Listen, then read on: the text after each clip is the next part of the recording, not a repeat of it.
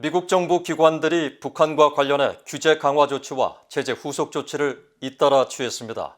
상무부는 특히 미국의 최첨단 기술이 북한 등에 유입되는 걸 차단하는 규제 정책을 발표했고, 재무부는 대북 제재 위반 혐의를 받은 인도네시아 업체에서 벌금 100만 달러를 납부받기로 합의했습니다. 조상진 기자가 먼저 보도합니다.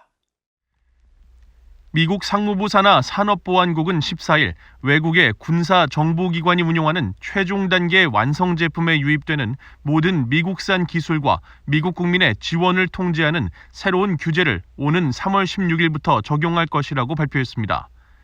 외국의 군사 정보기관에는 북한 정찰총국을 비롯해 중국과 쿠바, 러시아, 베네수엘라 등의 군사 정보기관이 포함됐습니다. 상무부는 미국인이 이들 기관에 제품 판매 중개 등 지원을 하는 행위를 사전에 방지하겠다고 밝혔습니다.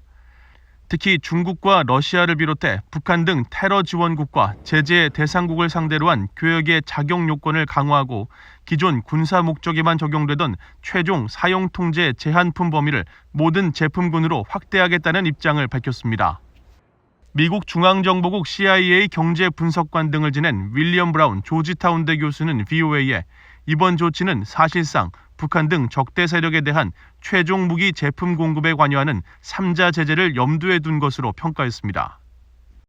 It may be that they're trying to lean toward a third-party kind of activity against North Korea. In other words, not just directly U.S. against North Korea, but getting the U.S. ability to sanction third-party people who are dealing with North Korea.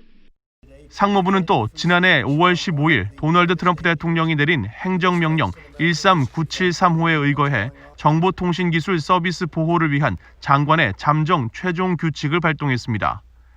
이 행정명령은 외국 적대 세력들에게 통제나 영향을 받는 개인이나 단체가 정보통신기술 거래 과정에 연루됐다고 판단될 경우 이들을 규제하는 것으로 북한은 중국, 러시아, 이란, 쿠바, 베네수엘라 마두로 정권과 함께 미국의 7대 적대 세력으로 규정됐습니다.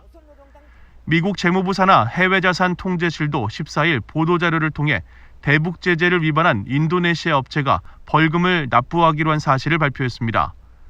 인도네시아 업체 PTBMJ사는 제재 대상으로 지정된 북한의 대성무역 총회사에 담배 종이를 수출해 대북 제재를 위반한 혐의로 약 100만 달러의 벌금을 내는 데 합의했습니다.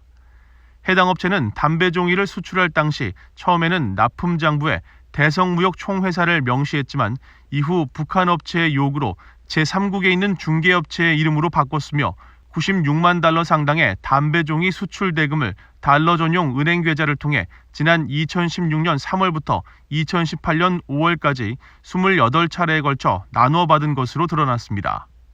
VOA 뉴스 조상진입니다.